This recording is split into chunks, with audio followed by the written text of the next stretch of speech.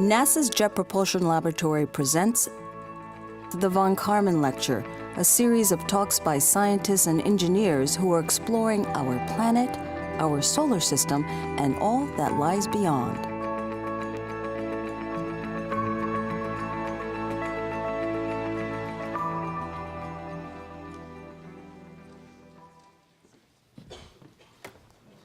Hey, good evening, ladies and gentlemen. How's everyone tonight? Thank you very much for coming out on this rather soggy evening and fighting the LA traffic. We're really grateful for your attendance, for sure. So let's jump right in, shall we?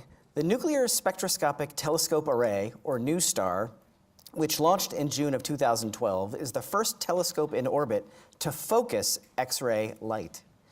Compared to the previous generation of non-focusing observatories working in this energy band, this change in technology provides NuSTAR with 10 times sharper images and 100 times improved sensitivity. High-energy X-ray light provides a unique probe of the most energetic phenomena in the universe, from flares on the surface of the sun, to the explosions of stars, to the extreme environments around neutron stars and black holes. This talk will present some of the recent highlights from the NuSTAR mission and describe how they are changing our picture of the extreme universe. Tonight's guest earned his AB in physics at Princeton in 1991 and went on to earn his PhD in astrophysics from UC Berkeley in 1999. He came straight from Berkeley to JPL, initially as a postdoc to work with Peter Eisenhart, but switched to the Spitzer Space Telescope science staff about 18 months later. Since then, he's worked on WISE, Euclid, WFIRST, a CubeSat, the Habitable Exoplanet Imaging Mission, and several other missions and mission concepts. But his main job currently is as the NuSTAR project scientist. Scientifically, his main interests are observational cosmology and extragalactic astrophysics.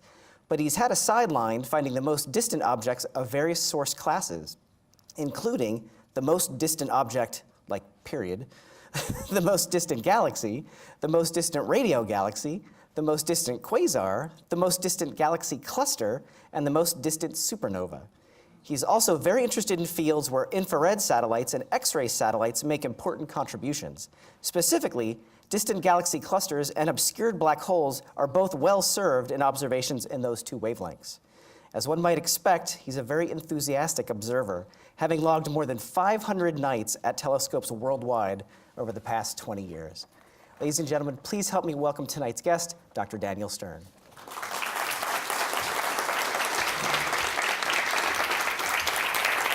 Thank you.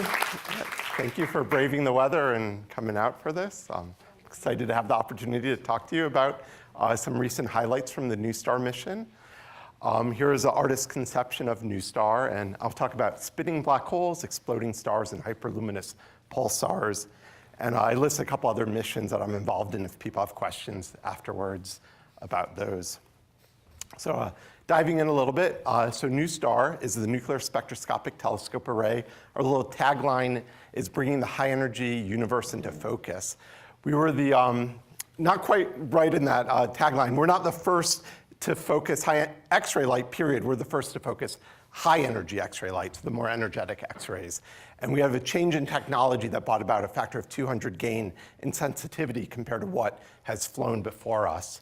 We're a NASA Small Explorer mission. That's a line of missions that costs about 150 million. It's about as small as NASA goes into space typically for in astrophysics. So about, more expensive than an indie film, less expensive than a blockbuster. And I think we've gotten good value out of it, giving it into the LA context. We launched in June 2012. We were initially designed for a 2-year mission, but everything's been going swimmingly, and we've been continued on for continued funding. And so now we're a couple of years past that in this extended mission since August 2014. The principal investigator, or PI, is Fiona Harrison, who's a Caltech physics professor and actually now the chair of physics, math, and astronomy at Caltech.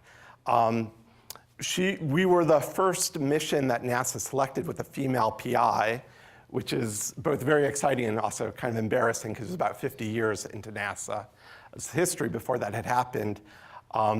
Another mission selected after us actually launched before us with a female PI, so we weren't the first in orbit with a female PI. I'm the project scientist. I'm a JPL employee. I spent a lot of time at Caltech. And the NuSTAR mission has been a really fun project. It's about 150 scientists on the science team around the world. We have the Italian Space Agency have a big role in it. The Danish Technical University in Copenhagen had a big role, and then here's Columbia University, Berkeley, I guess. So it's been a fun ride with a nice, good team. I mentioned that we were a NASA small explorer. Just to explain to you in the astrophysics, so everything that NASA studies outside of our solar system counts as astrophysics. And the smaller line of that are these explorers. We have the mid-size explorers, and then small explorers, and then sometimes these mission of opportunities, which will often be NASA building an instrument on a foreign foreign telescope. And so there's NuSTAR, one of the more recent small explorers, and then I circled a couple other ones that came out of Pasadena that you might have heard of, WISE and GALEX and ACE. And so it's a really exciting line. It's had really exciting discoveries. And these missions are relatively small for NASA, so it's relatively small teams and relatively quick timelines from selection to launch. And in fact, by the end of this month, or maybe by the end of next month, the next SMECs will be selected.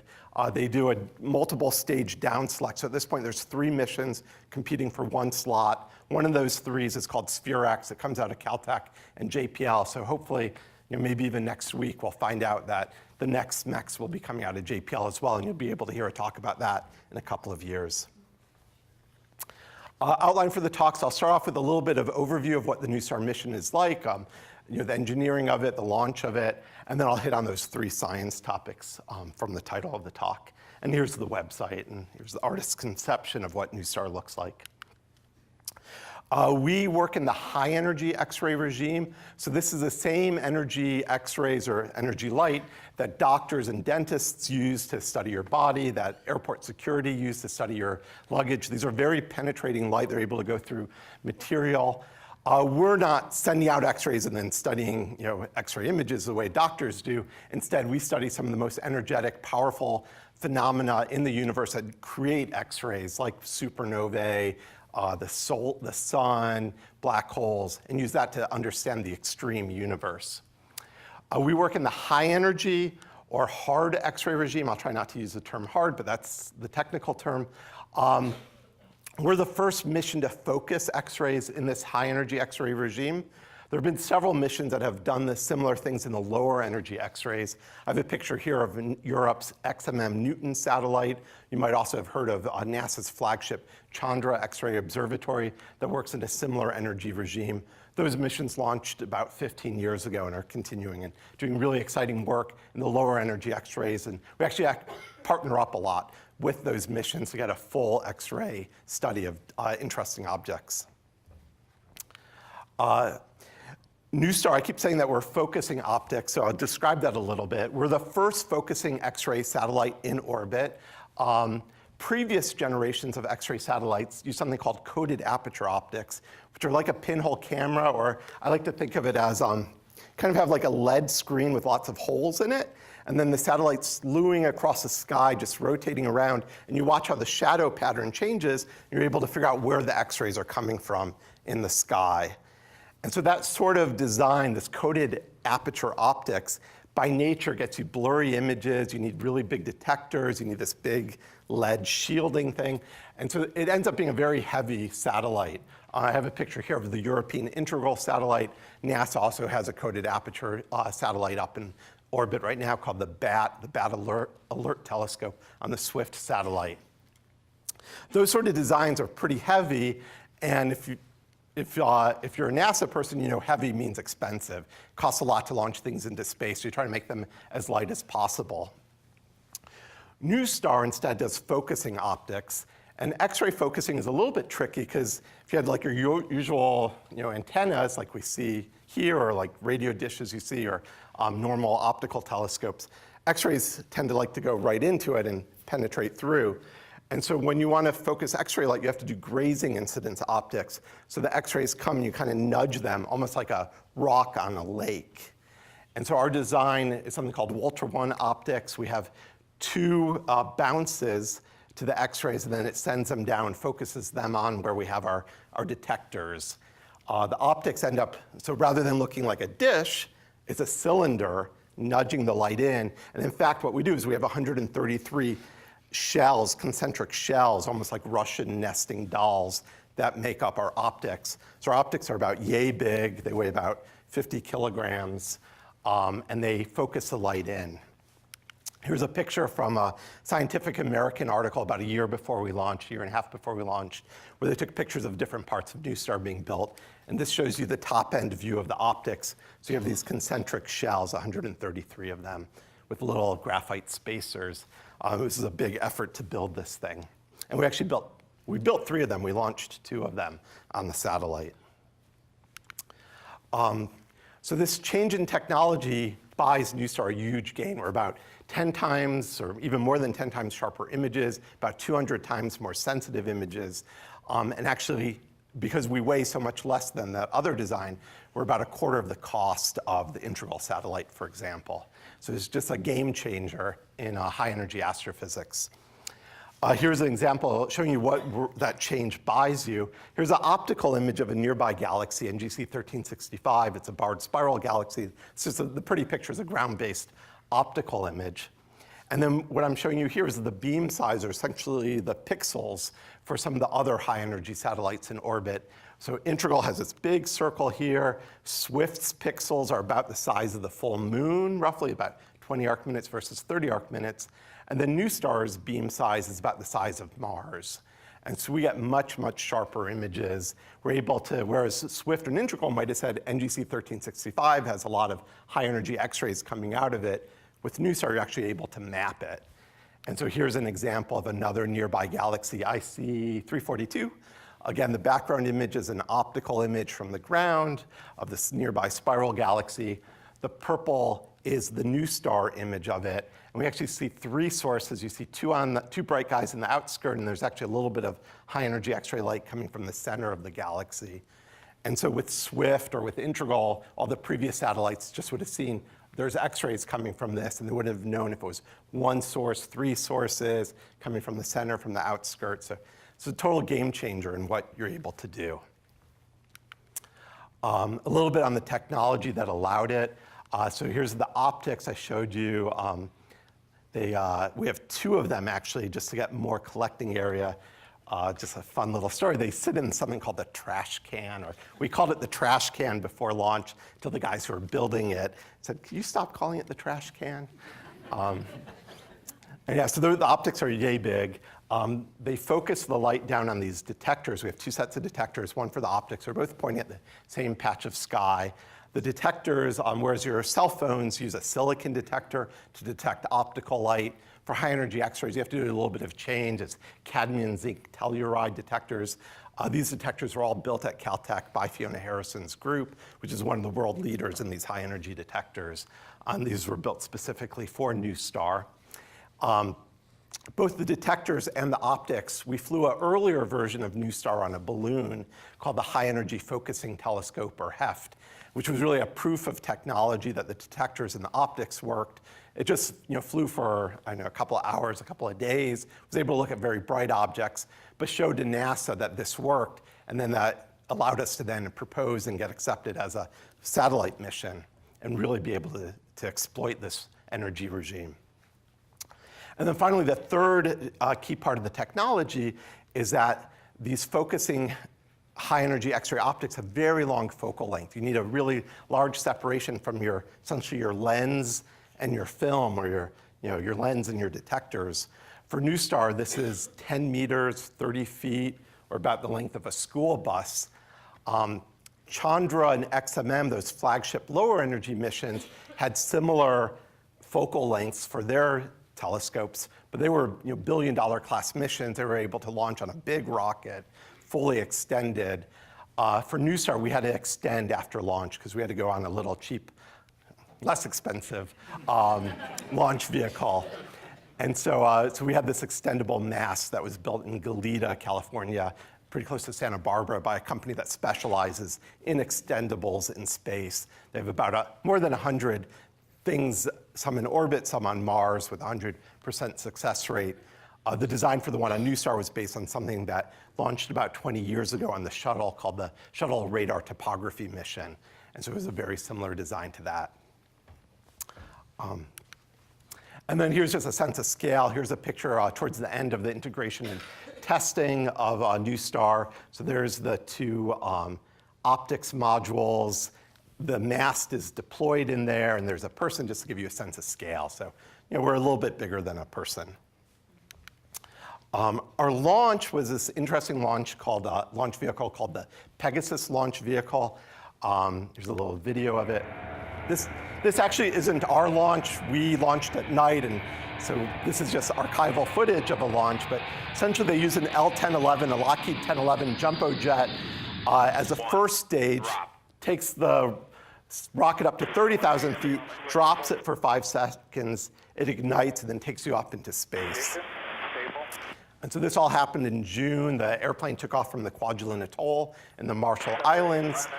And since that point, NuSTAR has been orbiting the Earth basically over the equator every 90 minutes and taking data the whole time.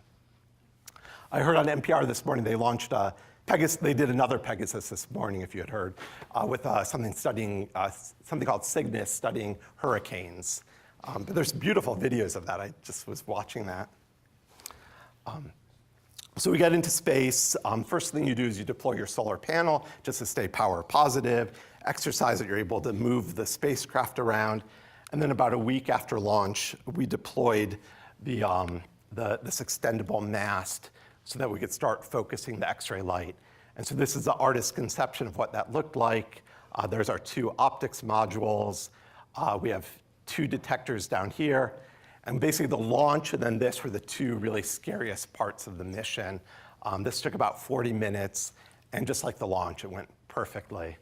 And so it was a very cute design, that very simple and very compact, and then it extends out by this 30 feet. And so I'll just let that finish. And so we're orbiting the Earth every 90 minutes, taking data. There's the 2 optics units.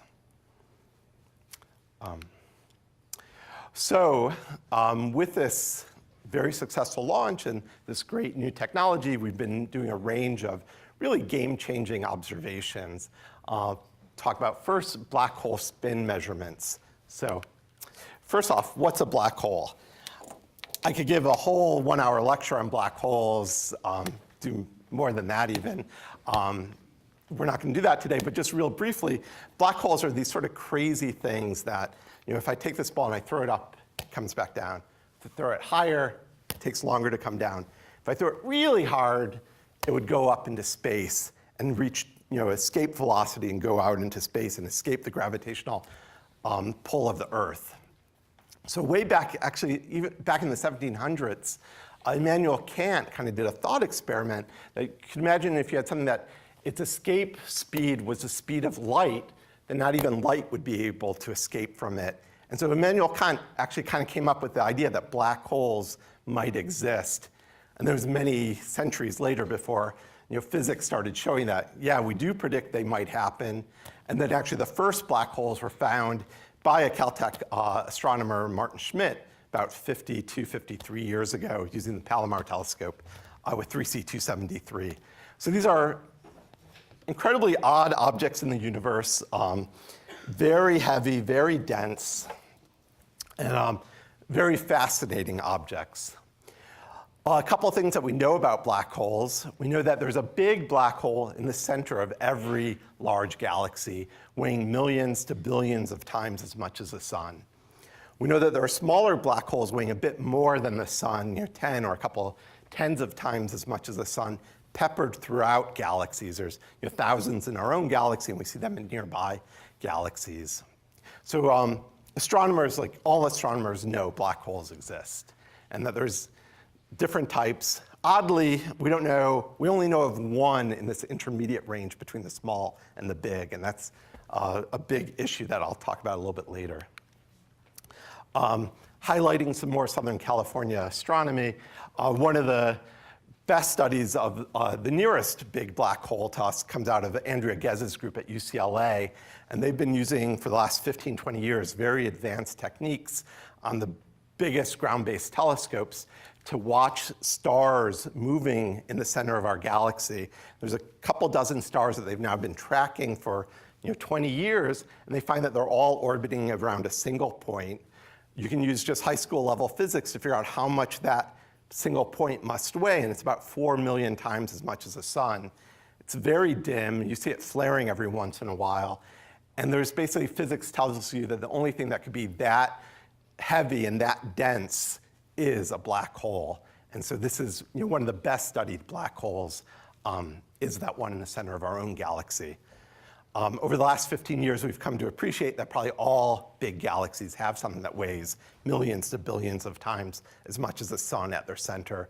And they, about 1/2 of 1% of the mass of a galaxy is in this central little black hole. Things that we don't know about black holes is there's really extreme physics happening right near the black hole. Space and time is being torn apart, as you might have seen in the Interstellar movie. Whoops. The really strong magnetic fields, crazy high temperatures, creating X-rays, for instance. And so there's a lot of work going on trying to understand the detailed physics of what's going on near black holes. The cosmic history of how black holes form and grow over time is a big area of study right now. We see black holes weighing 1 billion times as much as the sun, less than 1 billion years after the Big Bang. And basically, theorists say that shouldn't exist. The models have a really hard time creating things that big, that quickly, and then the observers find them. And then the other thing is we think that black holes are really important in how galaxies form and evolve over time, and that's a big area of study right now. So where does NuSTAR come in? So black holes, at some level, are very simple things. They're really mathematically very pure. There's only 3 parameters that define a black hole. Its mass, its spin, and then its charge. But any astrophysical black hole should essentially have 0 charge. So we really kind of think of just 2 parameters, the mass and the spin. Masses we've been measuring for the last 20 years, like that study by Andrea Ghez. You watch things orbiting the black hole, you can figure out how big it is. The spin of the black hole has been harder to measure, and that's where NuSTAR came in. Being able to measure the spin tells you about the environment around the black hole, a little bit about how the black hole forms. But one of the big issues is before NuSTAR, there had been this long-standing debate in the high-energy X-ray community about if you could even measure how fast black holes are spinning. And if you went to a conference before NuSTAR launched, somebody would give a talk about, we measure the spin of this black hole to be blah, blah, blah.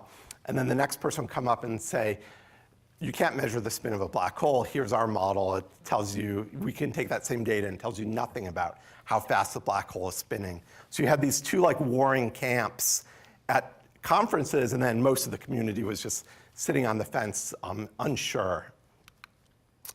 And the way the people who are thinking they were measuring the spin of the black holes were doing it is that one of the strongest features that you see in the X-rays from a black hole is a strong emission line of iron. You get very hot iron very close to the black hole. And so it basically comes from the region closest to the black hole. And that region closest to the black hole will depend on how fast the black hole is spinning. If the black hole is spinning very, very fast, the disk of material around the black hole gets brought in very, very close to the black hole. And so this, the iron is moving at incredibly fast speeds. It's so close to the black hole that you have light bending going on. And the emission line, this iron line, gets really spread out and has this really extreme profile that's from light bending and relativistic effects. In the middle, I have a picture of a black hole that's not spinning. And then on the right, I have a picture of a black hole that's spinning in the opposite direction of the material around it. And in those cases, the inner region is farther from the black hole, and you get less extreme bending of the light from this iron line. And so this is all from a Sky and Telescope article prior to the NuSTAR launch by a postdoc, Laura Brenneman, who's actually part of the NuSTAR team at Harvard. So that was one idea of what's going on with how you're measuring the spin of black holes. other people said that we can explain these weird shapes to the iron line by just putting a lot of gas and dust in front of the black hole, and you can get these weird shapes from that. So you kind of had this one model where you had the spinning black hole, and you have this weird shaped iron line, and then it predicts that at higher energies you get this bump. And then this other model says that it's just gas and dust in front of the black hole that's giving that weird shape that looks basically the same in the lower energy X-rays that you could study prior to NuSTAR with Chandra and XMM, but had very different prediction of what you would see in the higher energies, which were inaccessible before NuSTAR. And so one of our first observations was we went to NGC 1365, that barred spiral galaxy I showed early on. Here's the low energy X-ray data from the XMM satellite with the two different models. One is the shape of this feature over here is all due to the spin of the black hole, and you predict that at higher energies you should get this big bump. The other model says this weird shape is all from gas and dust, and you have a very different shape predicted in the NuSTAR band. So one of the early NuSTAR observations was this joint observation, and bang, the NuSTAR observation sat exactly on that model. And so at this point, almost everyone has dropped off the fence, has agreed that you are able to measure the spins of black holes. There's, I think, 2 people, maybe 3 people left in that camp are still fighting for that. But it seems very convincing, and there's been a range of studies from more than a dozen black holes all supporting this, and it's showing that we're really able to measure how fast the black holes are spinning, which tells you how close that material is coming to the black hole, and it's coming just a few times the Schwarzschild radius away from the black hole. It's really extreme. And so just summarizing, and the other thing, is that with the NuSTAR, with this extra data, you're able to get a better, more precise measurement. So not only do you get rid of this ambiguity, but you also get a more precise measurement with NuSTAR. And so what we found for NGC 1365 is the black hole is spinning at least 84% of the maximal speed allowed by relativity. It's a very robust measurement, the first really robust measurement of a black hole spin. At this point, we have about a dozen that we've measured, but most of these spins have been very high. And that kind of fits with, we kind of have 2 ideas of how black holes might grow. One is your little bits of feeding all the time. And then in that case, some should be coming from this direction, some from that direction. And the net result is the black hole shouldn't be spinning that fast. Instead, if you imagine that most of the feeding comes from large accretion events where a big bunch of material falls in on the black hole, that will spin up the black hole almost like an ice skater bringing in their arms. If it's all coming in at once, it just starts spinning up really close as it gets close to the black hole. And so it seems like the fact that we're measuring high spins generally might point to most of the black hole growth is happening in this big accretion events. We're able to start studying the immediate environment about the black holes. And then the big thing is we resolved this 15-year debate in the community. So that was a nice early result from NuSTAR. It was published in Nature. So that's the first big science result from NuSTAR. The second one I want to talk about is supernova explosions. And just to emphasize again, just like black holes, we could give a whole 1 hour or 1 day lecture about supernovae. They're incredibly important things. Basically, the universe started mainly just hydrogen and helium, and then stars burn that hydrogen and helium or fuse it into heavier elements. And everything in our body, like the carbon in our body, the silicon in our computers, the platinum in our jewelry, all was formed in stars and then was spread out into the universe in supernovae.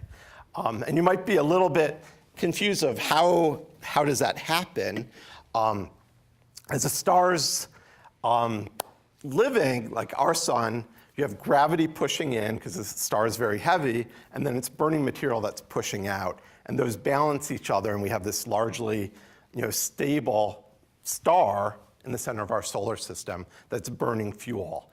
In about 5 billion years, the sun will run out of fuel. You'll stop having stuff pushing out, gravity will win out, and the star will collapse. For the biggest stars, that collapse creates an explosion.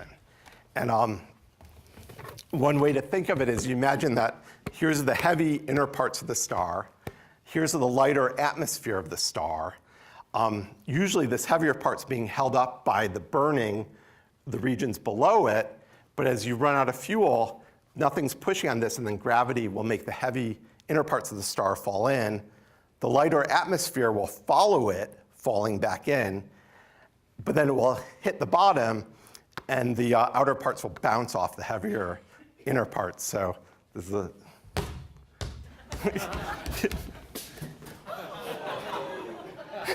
whoops. Actually, I'm going to do one more just because it's fun. Oh, thanks. Okay. Yay.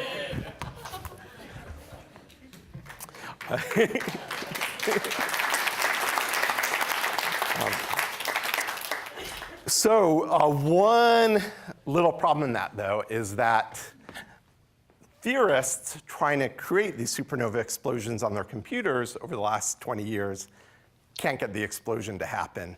You should get that collapse, you should get that bounce back, but in the computer simulations, after about, 100 milliseconds, the bounce back stalls and the star should stop exploding. So there's been this slight embarrassment that the theorists say stars shouldn't actually supernova, and then the observers are saying, well, we see them. And so NuSTAR comes in with a new way of studying the supernovae. There's a slightly complicated slide, but basically, as a star explodes, it creates a lot of very hot titanium. Titanium is an unstable element. It decays, it's a radioactive element. It decays into calcium. And as it decays, it creates high energy photons, X-ray light. You get two photons that are in the NuSTAR band at 68 and 78 kiloelectron volts there. High energy X-ray light that NuSTAR can study. You get a couple other things that are harder to study, like positrons and even higher energy photons. And so the key thing, though, here is that previous studies that people have been doing of supernovae over the last decades have been studying either hot iron or hot magnesium or cold iron. They're measuring different states of material that are dependent on the temperature and the ionization state of that material. NuSTAR comes in, and we're the first ones able to study a radioactive element created in the explosion. And so all the titanium will go through this decay rate, will create those high energy X-ray light. Whereas the iron that had been studied by Chandra, for example, had to be a certain temperature and density of iron to actually see it. It's not nearly as good of a tracer. So this is like DNA evidence, and they were using, fingerprints or something, not nearly as good for trying to understand the supernova. And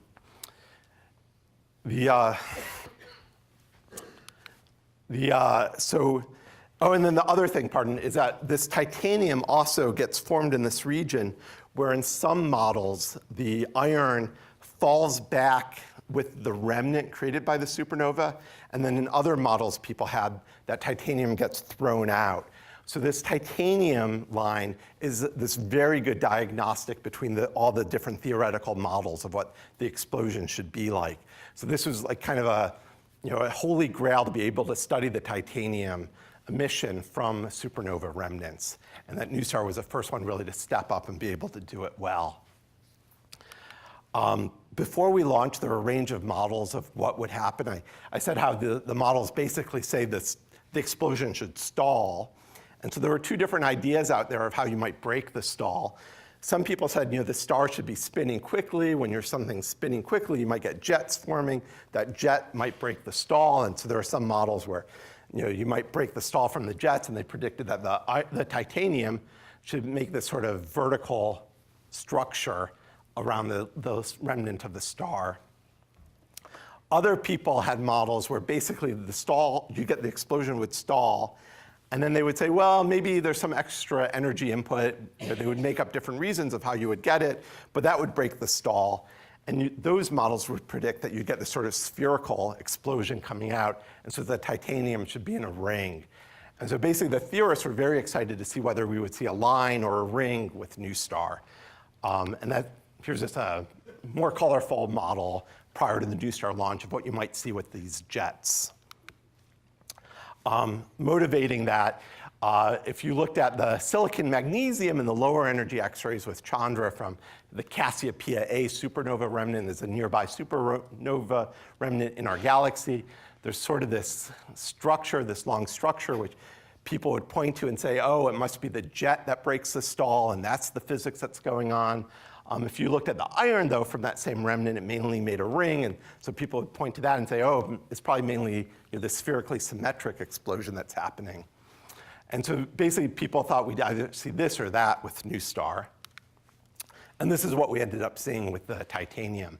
We saw these bunches of blue knots, unlike the ring or the line. And completely unexpected by us, completely unexpected by what we put in the proposal when we wanted to do NuSTAR in the early 2000s when we proposed the mission. However, it turned out that in the time that we were so busy building those crazy optics and doing the extendable mast, the theorists had taken a step forward in their modeling and finally gotten to do three-dimensional models, putting in all the physics in a three-dimensional situation. And so actually, even on the third floor of Caltech astronomy, there was models trying to do this three-dimensional version, and this is what their models would show. You get that initial collapse, that explosion out, you get the stall in the explosion at 100 milliseconds that's just sitting there for a while. And then in the 3D models, you end up starting to get this sloshing that can happen that you didn't see in the two-dimensional or one-dimensional theoretical models. And that basically breaks the stall, almost like I like to think like when you're blowing a balloon and you're blowing it and it gets stuck and it gets stuck and you keep blowing and then eventually part of it gets expanded out and it basically breaks that and your balloon gets much bigger. And so in their models, they're able to break the stall with a sloshing pattern. And the predictions of their models say that the titanium should basically be in clumps interior to the ring, the symmetric iron ring, and basically fitting very much what NuSTAR had seen. Here's the blue is the NuSTAR titanium in these clumps. The red is the iron shell, and then that green is a magnesium, that magnesium linear structure. And so basically, our observations of the titanium fit in exactly with what the theorists were predicting about, just in the months before we started making these observations. And so it seems like NuSTAR has solved this question of how do stars explode, which is important for everything around you. So that was another chalked up, good, nice discovery from NuSTAR. And then finally, the most recent one is ultraluminous X-ray sources. And so I mentioned before that, or I showed this picture before of this nearby galaxy, IC 342. Most of the X-rays from this galaxy are coming from two knots in the outer parts of the disk of the galaxy. When you look at nearby galaxies, it's rare, but not incredibly rare, that you will see these really, really bright X-ray sources not at the center of the galaxy. The center, we think there's a billion or million solar mass black hole, and if stuff's falling in on it, it creates a lot of X-rays. No surprise if you see a lot of X-rays coming in from the center of a galaxy. But these guys in the outskirts have been a bit of a mystery. There's two main ideas that have been going on for them prior to NuSTAR to explain them. One is that maybe they're large black holes, bigger than the sort of black holes that can get formed in supernovae that weigh a couple dozen times as much as the sun, not as big as the guys in the center. So things weighing 1,000, 10,000 times as much as the sun. And as I said, there's only one of those that's known, but the universe has to be full of them. And so it could be something like that, just feeding at a typical rate. The other idea is maybe they're more like those smaller black holes formed when stars explode, but feeding at incredibly high rates. Rates that can't be stable. We call it super Eddington accretion. In theory, it should be possible, but it can't be a stable scenario. But that was another idea of what might be going on. And then maybe some people thought maybe it's something else, but it was pretty much one of those two is what people were thinking. To put it a little bit in context, here's the range of masses of very compact objects in the universe. At the high end, we see these supermassive black holes at the centers of the galaxies weighing millions to billions of times as much as the sun. We get stellar mass black holes formed when stars explode that weigh a few 10 times as much as the sun. There's this intermediate mass range, which is, there's one object. And then in the lower end, you can get neutron stars. So really big stars, when they explode, leave this black hole remnant. Smaller black holes, smaller stars, when they explode, can leave a neutron star. And a neutron star is basically a big atom. It's just protons and neutrons. It could be on the periodic table. Relatively simple physics tells you it's more neutrons than protons. But something like the sun, if the sun were a neutron star, would be about the size of Pasadena, about 10 kilometers in size. So they're also very extreme, like black holes. But they're made out of things that we understand, protons, neutrons. You have electrons around them. So they're not nearly as weird as the black holes. So where did NuSTAR come in? So we did a big study of the Cigar galaxy, also known as M82. And this is just showing you a couple of pictures of the M82. On the left-hand side, I have a picture with Hubble Space Telescope in visible light, the sort of light that you can see with your eyes. And there's sort of this blue cigar with hydrogen gas coming out in top and bottom. Chandra has also studied this beautiful nearby galaxy and sees a very different picture of this galaxy. This is mainly just beauty shots to show you that when you look in different parts of light, you see very different phenomena. In January 2014, a supernova went off in M82.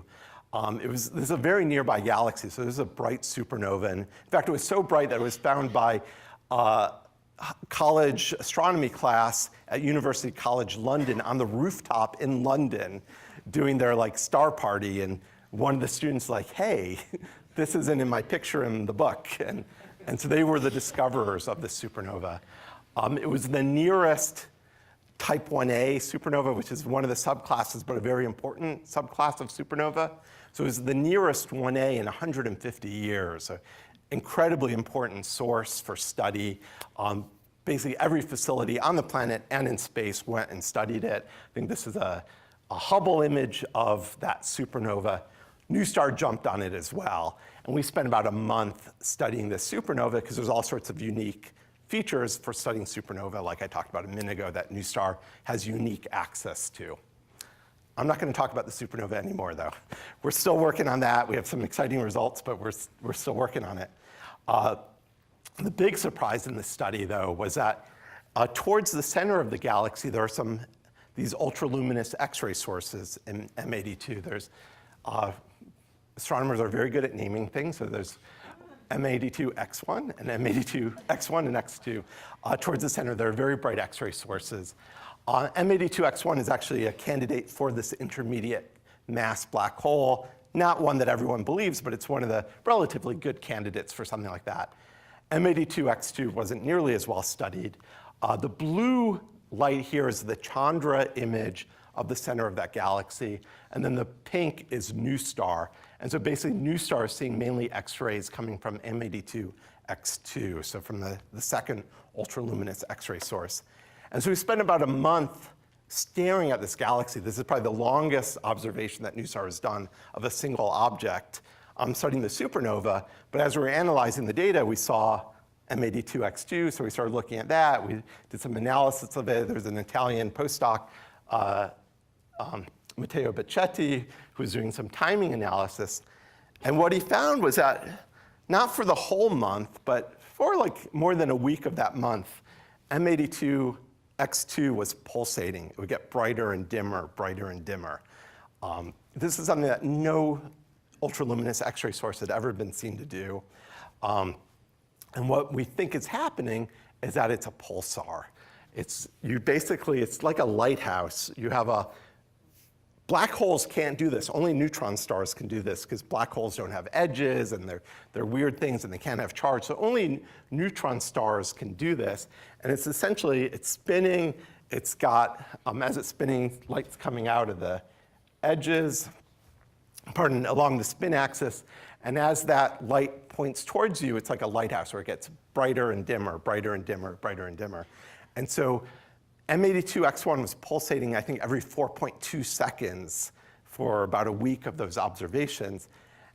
And immediately we knew like that meant it's not a black hole, it's not a big black hole, it's not a small black hole, it's a pulsar. And it's way brighter, 200 times brighter than any pulsar anyone has ever seen before. It was a new class of object that hadn't even been dreamt of, a new denizen of the universe that had no idea these things existed. It was brighter, more distant than any pulsar that had ever been seen before. Pulsars, or neutron stars, have a fixed size. They can't get more massive than a certain amount, or else they turn into black holes. So this thing had to be accreting at this extreme super Eddington rate, 200 times essentially the speed limit of how fast you're allowed to accrete. This thing had to be accreting at. Incredible surprise. Theorists confounded, and so I'm an observer. I've been making fun of theorists a couple of times tonight. So for this, immediately theorists started writing papers. Some groups said, "Oh, we can explain it. The way you could get this to happen is it's got to have really high magnetic fields, and that's the way you could get this happening." And then another group somewhere else on the planet, "Oh, we can explain it. The only way you can get it is it's got really low magnetic fields, and that's the way it's able to accrete so fast." So, jury's out. We're still trying to understand it. This first one was found in 2014, and then for a long time we're like, is this the only one? Maybe all ultraluminous X-ray sources are pulsars, we don't know. We've been doing timing studies of a bunch, and then it was a bit like waiting for a bus that for 2 years or a year and a half we're waiting to see if there are any more, and then in a single week, our group and a group in Europe simultaneously found 2 more using different data sets. So now there's 3 of these that are known. And the other ones are in some ways better to study because there isn't another ultraluminous source right next door. So we're in the early days. There's all sorts of studies we're trying to do to both get more information about them, and then theorists are trying to come up with the models to explain them. Summary, NuSTAR is the first focusing hard X-ray satellite or high energy X-ray satellite in orbit. Very low backgrounds, very compact detector, 200 times gain in sensitivity.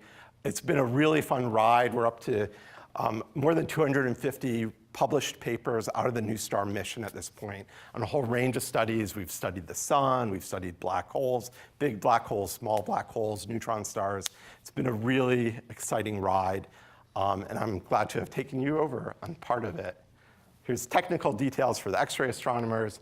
And then as I was digging through the slides, I found from the launch day a picture of Fiona's daughter and then my kids and my wife. And unfortunately, my son's playing piano at a school event that I'm missing tonight, but they'll be at tomorrow's lecture. And then final, for more information, you can email me, or here's some websites.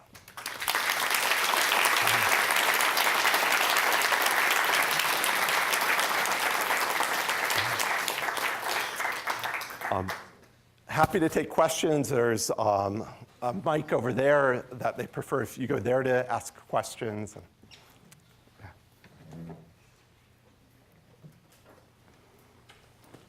Is there any limitation to how long that it can stay up there and work? Is there a fuel or a pointing or anything, a cooling, anything like that? Yeah, so we,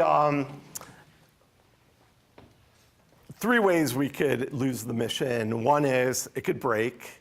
So far things are going very well. We've lost like 1 pixel in 4 years, so that's going really well. The lasers are slowly degrading, but not at any level that we're worried about. The orbit decays slowly. We drop about 1 kilometer per year. That goes with the solar cycle, but we expect to get at least 10 to 15 more years before the orbit brings us too far down. And then when you get too low, you hit the atmosphere, and then you rapidly crash into the ocean. So that's probably how the mission ends. We could stop getting funding, but hopefully we keep writing good proposals and are able to motivate NASA to keep funding us. Yeah. Hi, I just had a question. Has NuSTAR at all gathered evidence to kind of support answers for the missing baryon problem? The missing baryon problem? Yeah.